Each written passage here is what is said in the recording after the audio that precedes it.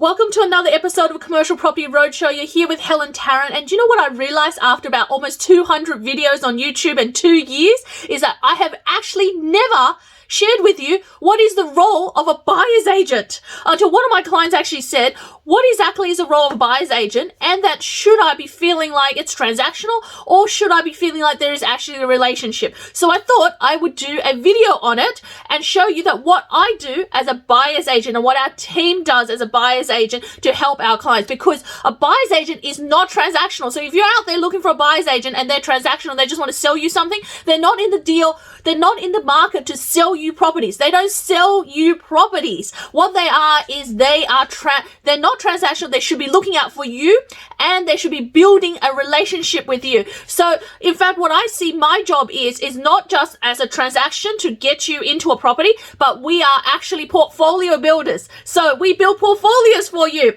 And that's what the key difference is. So if you have someone who is just doing a transaction with you, really got to rethink that. And what you want to do is someone that wants to actually do a portfolio build and a strategy and grow your portfolio, grow your net worth, and work with you in the long term. So what does that mean? Okay, so let me take you through the process of buying a property.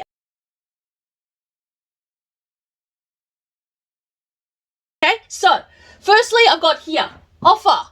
So what happens during offer times? So you see a property, you've got the information memorandum, you've got the lease, your buyer's agent or the person that you engage have gone through it, they're happy with it, they've sent it to you, you worked out what the net yield is, you go to offer. So you got to go to offer as soon as possible, but you got on the right advice. So not some shitty yield, but on real advice. So that it got to be market. So if everyone else is paying 7%, why are you paying 5.5% in the same market, right? And if they're doing that, then you need to can the deal, right? So don't be afraid to say that, hey, you know what, you are not doing a great job because I should be getting this kind of yield. Because remember, you're gauging someone to get ahead of the market, and that is what the job of a buyer's agent is. If they're not getting you ahead of the market, getting you a better yield or a better style of property with other potentials, then they're not doing their job, and you should be finding someone else. Yeah. So not a blatant advertising of us. I'm happy for you to go and look for anyone else as long as that journey is secure and well taken care of. And that's all I'm interested in, because we've got a large community, and the whole point of us still being here is that we take care of our clients. So offer, negotiation is what you need to do next. So negotiation. So they come back to you, you go back to them. Now, you don't just take the offer just because the vendor's like, I want this price, right? There's heaps of vendors out there. We've just had a recent deal where we put an offer at 2 mil and they advertised at 2.1. The vendor came back and wanted 2.5 million. What is that about? 2.5 million. But you're seeing that in this market everywhere. But what I'm telling you is that you don't need to do that. Your buyer's agent's got to go back and go, hey, what can we make that deal work at 2.5? Or how do we make the deal work at this yield? You can't just say, I'll just take the deal. Because at 2.5, your yield have dropped from 7.5% to 6.5%. It doesn't work. But there might be a middle ground. You could go back at 7%, which is 2.3, and you could then negotiate things like, okay, I want a longer lease, I want a rental guarantee, I want the vendor to do this, this, and this, right? So to guarantee my returns, right? So you can go back and retweak the deal, and it is the harder deals that make you money in the end. Don't go for the easy deals in the market, because easy deals means that you are a sitting duck waiting for the market to happen. If it crashes, you lose your equity, right? And someone who's willing to do that for you and put you into those deals are not responsible for your future. You have to take responsibility for your future. And when we look at it, I always look at it, what is my client's needs are in the future? If you are my client, I think that you could be giving me your whole life savings for me to help you into a property. So my job is to grow that and take care of that for you, rather than you going out there and wondering if this deal has actually moved you forward or backwards, right?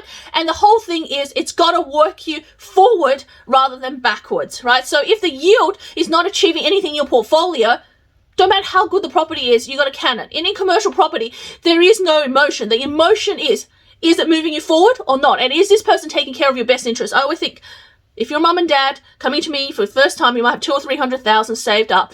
I'm not going to put you into a property where I'm going to look at it and go, okay, if something happens in the market, it crashes and then you lose everything. That doesn't work for me. That won't work for me. And I would absolutely not put my clients into it. And that's where the negotiation comes in, because there's a certain level of negotiation where you have to tell the clients, walk away rather than get into the deal. Because the thing is, That's the difference of making you a good buyer's agent or a bad buyer's agent. Because if you think about it, a good buyer's agent is looking after what's in the back end for you. That is not just one deal, is multiple deals moving forward.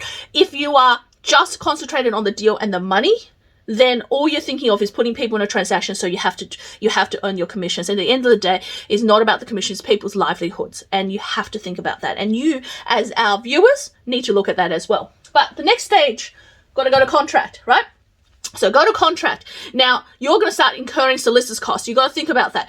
Is your buyer's agent insulating against that? For us, we have in-house legals. We have a due diligence team who are straight on to contracts. Myself have a legal background. We look at contracts, review contracts, we talk to clients through the contract, and we move them through this process of contracts and lease reviews without them incurring legal costs. Because until we know if the property is going to stack up in due diligence, how do we justify ourselves of putting our clients into a deal where they're going to rack up $2,000 every time they're trying to get it assessed? That's not the right way to go. What you need to do is to make sure someone has your back and has the expertise to be able to do that. And if they don't, they're not the right person for you. There's someone to be good at it. They have to be able to do all of that process by themselves. If they can't and they don't have the background, then that is not the right buyer's agent you should be partnering up with. You've got to partner with people who look after your interests, absolute experts in the field, know exactly what they're doing, can review your contract, your leases, tell you exactly what is what. Then, once you're under contract, we go through due diligence process. So we go through the due diligence process, we find out where the vendor is, where the vendor is at with that property. We get all the information, and we've got a checklist that we go through with our clients about where it is. We have meetings of regular updates of where things are, and we track things along. Along there, we're also managing the finance. So what does that mean? It means that, we got to check in. How are you going with your approvals? How are you going with the timeline? Has a valuation been ordered? When the valuation comes back, we're going to be looking at it, assessing it, seeing, okay, what's the upside? What's the downside? What are some of the risks you got to mitigate? Is the value as right, or do we have to go back to get things amended? We're going to check that valuation.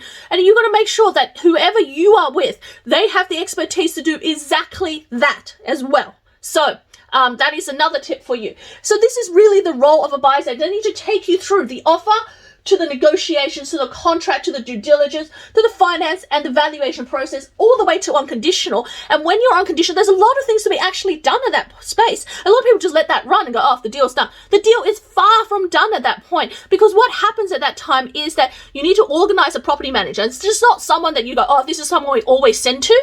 Because how do you know that is the right client for that right property manager? Sometimes property managers just are terrible at properties that need uplift, or some are really good at properties that need it, that are really good with uplift, but really bad with people who run the mill. So you've got different kind of property manager. You've got to vet them, and we always do. We vet a couple and we say, based on your circumstance, this is who we recommend. So don't go with someone who just go, oh, that's the person we always use.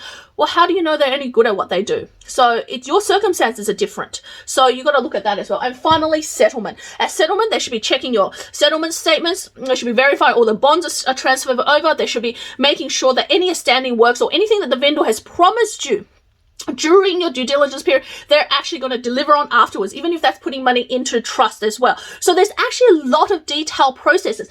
Through this, there's probably anywhere between 20 to 30 basic checklists, and then depending on the property, depending if you buy retail, warehouse, mix, or office spaces, there's another 10 additional on top of that. So you could end up with a DD list where we're ticking off 40 to 50 items. If your buyer's agent is not doing that and don't have that solid process in place, and they don't have a workflow, then again, they're not the right one for you. A role of a buyer's agent fundamentally is to build wealth for you and committed to looking after your best interests wholeheartedly without thinking about themselves. It's not about the deal. It's about you moving forward to financial freedom. And that's what I want to convey to you, because my dedication, my passion is to help people, everyday Australians, build wealth through property and through commercial property, so that ultimately you get to retire much, much faster. So if you are looking for someone who's a portfolio builder, someone who can help you through your journey, someone who understands this whole process and has a team to support it, because along with this, you've got solicitors. How do you minimize solicitors' costs? Because any commercial transaction could be up for $5,000 or $7,000 of cost. I mean, our clients don't pay that cost. We have a much more discounted system because we weather through a lot of that through due diligence, so that your solicitor aren't giving giving you a huge bill at the end of it. What about all the other reports and compliance? Who is treating and taking care of that, right? Asbestos reports, your, electricity, plumbing, all of those compliances, your air conditioning, whose services, all of those things are all part of that checklist that we check out. So not everybody has your best interest in it. Not everybody thinks about a buyer's agent as a journey. For us, it's really about the commercial property journey. And if you want to partner with someone, you want someone to give you some real unbiased advice about the market, about what's going on, join one of my webinars or my upcoming boot camp. Just be part of our community and just learn as much as you can, because there's so much information, and I'm one of the forefronts of putting out free unbiased advice about what's the market. And all I want to do is, I'm happy for you to go alone, happy to give you plenty of advice on commercial property. So reach out to me if you're looking for someone who can help you along, give you a strategy, and whether you use our service or not, that's totally irrelevant. The main thing is you can create financial freedom faster through commercial property. So click on the link below, find me at helentarrant.com or email me at helen@commercialpropertycashflow.com.au. So until next video, happy hunting, and I look forward to sharing more with you in the next one.